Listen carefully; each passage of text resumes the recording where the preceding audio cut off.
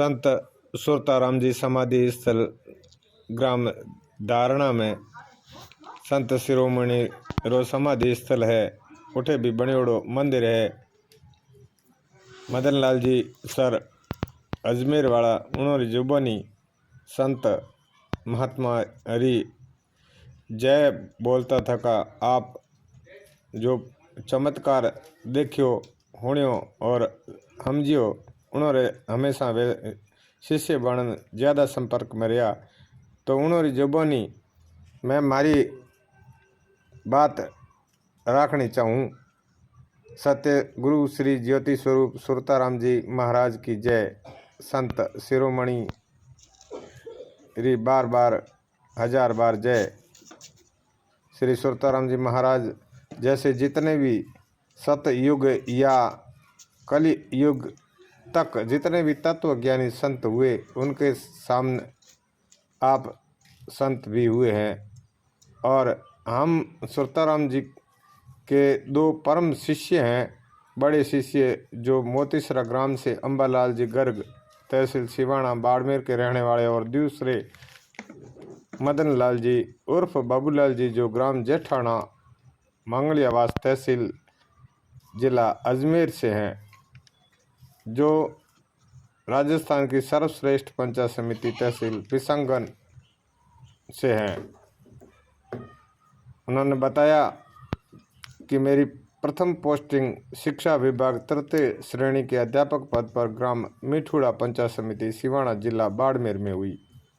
यह वह समय था जिस समय भारत में इमरजेंसी लगी हुई थी और 1970 तक चली। 1977 जनवरी से सितंबर 1985 का खास समय। इसी बीच सत्य गुरु सुरताराम जी महाराज से जब मिलन हुआ, उनका मिलन किस प्रकार हुआ ये वृत्तांत उन्होंने बताना चाहा।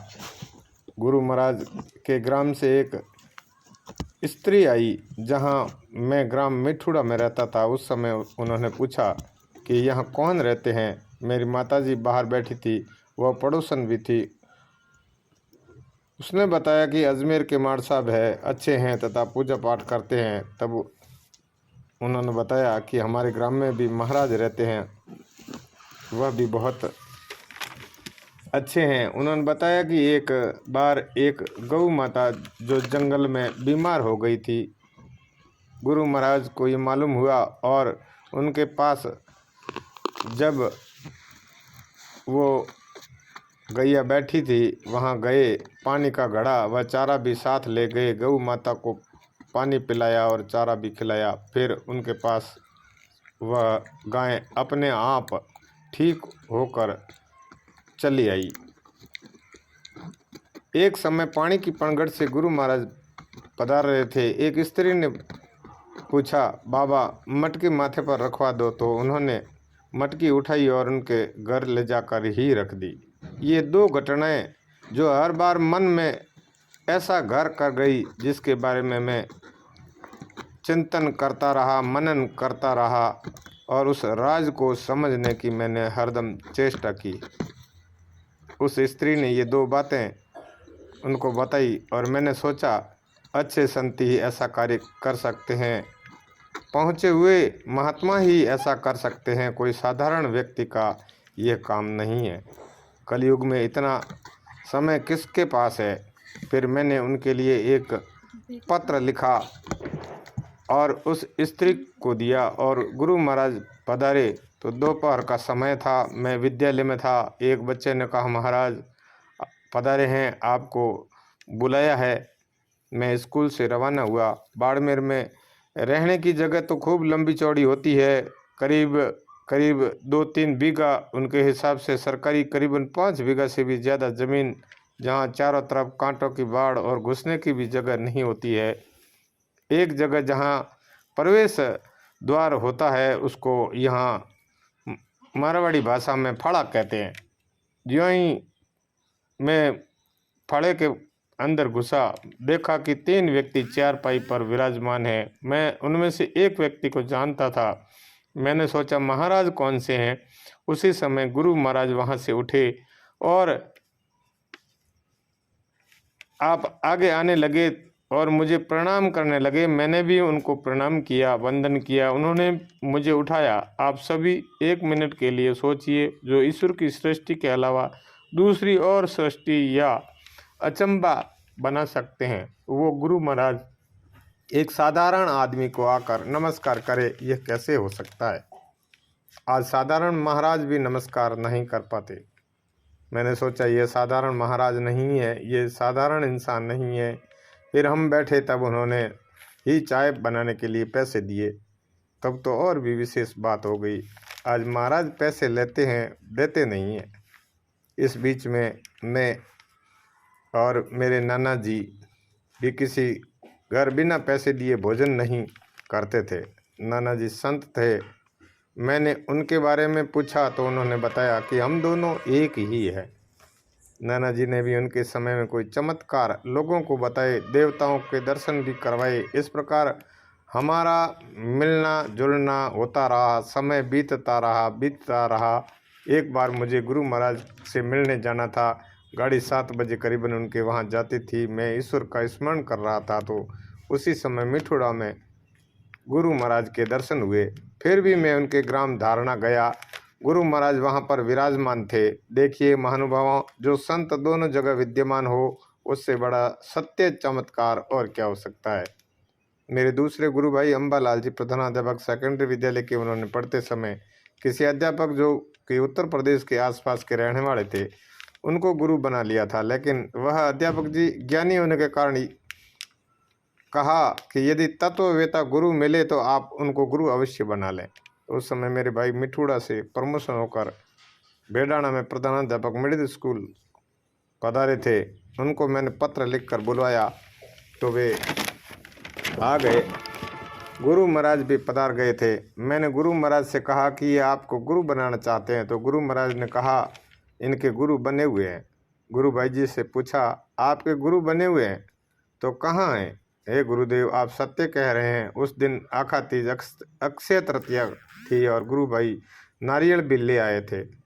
फिर गुरु महाराज ने कहा कि अभी नहीं, बाद में। इस बीच में मेरठ तबादला अजमेर के एक गांव में हो गया था और गुरु भाई का भेडाना से मिठुड़ा ग्राम में ट्रांसफ़र हो गया था। इस प्रकार गुरु भाई और गुरु महाराज आपस में मिलते रहे। काफ़ी समय के अनुसार गुरु महाराज ने समाधि ले ली। समाधि लेने के 2 वर्ष बाद गुरु महाराज ग्राम धारणा में वापस पधारे और उनके ग्राम के मकान से जमीन में गड़ी हुई माला को निकाला और चौराहे पर बैठ गए। एक स्त्री धारणा से मिठुड़ा जा रही थी। उनको गुरु महाराज ने उस स्त्री का नाम लेकर आवाज़ दी। वह रुकी तो गुरु महाराज ने उनको कहा कि मिठुड़ा ग्राम में अम्बालाल जी मार साहब रहते हैं, उनको कहना कि सुरता राम जी महाराज आए हैं। जब गुरु भाई जी सुने तो दंग रह गए कि ऐसा कैसे हो सकता है। तब उस समय और भी लोग आ गए कि हम भी चलेंगे देखने। गुरु भाई ने सोचा इतने आदमियों को कैसे ले चलेंगे, लेकिन कुछ समय बाद सभी लोग चले गए और एक आदमी रह गया। उसको लेकर गुरु भाई गुरु महाराज को लेकर धारणा पधार गए और गुरु महाराज धारणा से मिठुड़ा पधार गए। मिठुड़ा में करीबन 21 दिन तक सत्संग भजन कीर्तन होता रहा। एक दिन शाम के समय गुरु भाई संध्या वंदन कर रहे थे, तो संध्या में गुरु भाई को नज़ारा दिखाई दिया, जिसमें गुरु महाराज ने किस प्रकार समाधि ली, उनके घर से किस प्रकार वे ले गए, किस प्रकार समाधि लग गई, वह किस प्रकार समाधि से वापस बाहर निकले और निकलकर मुस्कुराए। गुरु भाई फिर गुरु महाराज की तरफ देखा तो उनके पास साइड में बैठे थे, तो देखा कि गुरु महाराज भी उसी तरह मुस्कुरा रहे थे। तब गुरु भाई को गुरु महाराज की वास्तविकता का ज्ञान हुआ कि इनको सत्य गुरु कहते हैं। इसी बीच वापस आखा तीज का दिन आया और उसी दिन गुरु महाराज ने गुरु भाई को कहा कि वो नारियल ले आओ। गुरु भाई ने कहा कि कौन सा? गुरु महाराज ने कहा कि आखा तीज पर दिया गया नारियल जो आप पहले लेकर आए थे।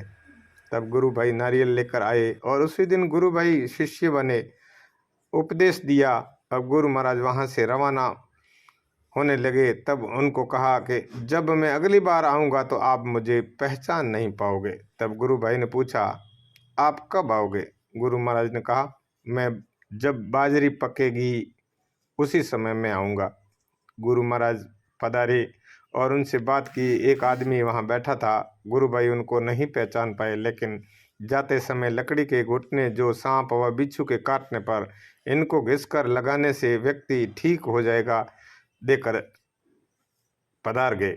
शाम को जब रात हुई, गुरु भाई सोने लगे, तब उनको याद आया कि गुरु महाराज आने को कहा लेकिन आए नहीं, क्या बात हो गई। जब उनको नींद आई तब उनको स्वप्न में कहा, मैं आया था लेकिन पहचान नहीं पाए और मैंने आपको जड़ी बूटी के 2 गुटके दिए थे। तब उनको विश्वास हुआ कि गुरु महाराज और मैं पहचान नहीं पाया। देखो कैसा चमत्कार था। भक्तजनों ने इस प्रकार कई आश्चर्यजनक उदाहरण उन्होंने दिखाए हैं, लेकिन बहुत हैं ऐसे कई उदाहरण पर और भी कई जो उदाहरणों के साथ गुरु पूर्णिमा व गुरु महाराज की पुण्यतिथि बरसी पर आए तो कई चमत्कारी उदाहरणों का आनंद उठा सकते हैं। मैंने उनके बारे में बहुत कम लिखा है।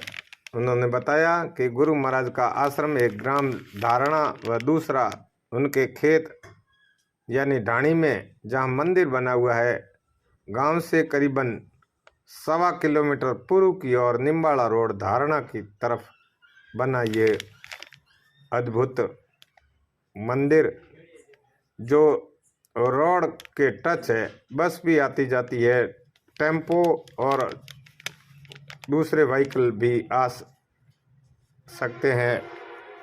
पक्की सड़क बन गई है। यदि आपको किसी प्रकार की कोई तकलीफ हुई है या आपके दिल को कोई ठेस पहुंची है या मेरे विचारों से आप सहमत नहीं हैं तो मैं क्षमा प्रार्थी हूं, ऐसा कहते हुए उन्होंने अपना परिचय मदनलाल उर्फ बाबूलाल, मुर्दारिया, रेगरन मोहल्ला, ग्राम जेठाना, वाया मंगलियावास तथा तहसील व राजस्थान की सर्वश्रेष्ठ पंचायत समिति पिसंगन, जिला अजमेर का निवासी बताया। गुरु महाराज का छोटा शिष्य होने से वर्ष गुरु पूर्णिमा व पुण्यतिथि में अनार बेचने के समय में आप आते हैं और विशेष कार्य होता है तो बीच में भी पधार जाते हैं। मेरे लिए तो गुरु महाराज ने किसी प्रकार की कोई कमी नहीं रखी, ऐसा उन्होंने बताया। ये तो सिर्फ उनकी मेहरबानी, उनकी कृपा है कि आज हम जिंदा हैं। ज़्यादा लिख नहीं पाऊँगा क्योंकि ऐसी कई बातें हैं जो एक दिन में कह नहीं सकता और कई दिनों तक भी लिख नहीं सकता। सत्य श्री 1008 सुरताराम जी महाराज की जय, बार बार जय, 1000 बार जय।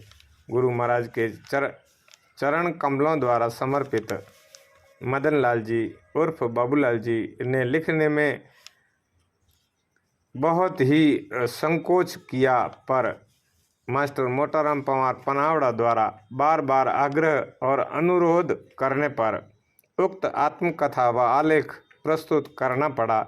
यह भी गुरु महाराज संत सुरताराम जी बाबू जी की ही असीम कृपा है।